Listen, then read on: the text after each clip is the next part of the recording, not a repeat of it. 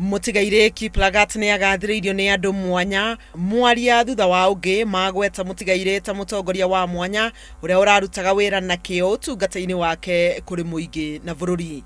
He dedicated his life to the service of others in pursuit of peace. We have heard from the eulogy that Kiplagat left no stone unturned. Atongoria kuma mavururi-ini mangi ni magathiriirie Kiplagat ni undu wa itemi riake inene hari kugacirithia thayu vururi-ini wa South Sudan.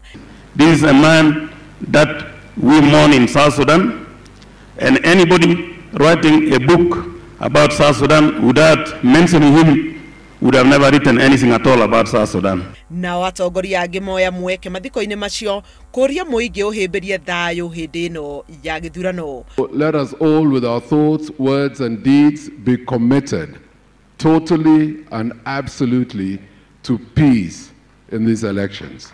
Not afford any other time to shed innocent blood in this country. We want peaceful elections so that we can be able to progress as a country.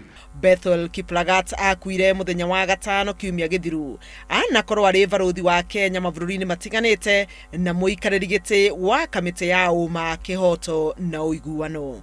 Handu ni ha Inooro TV, njitagwo Helen Maina.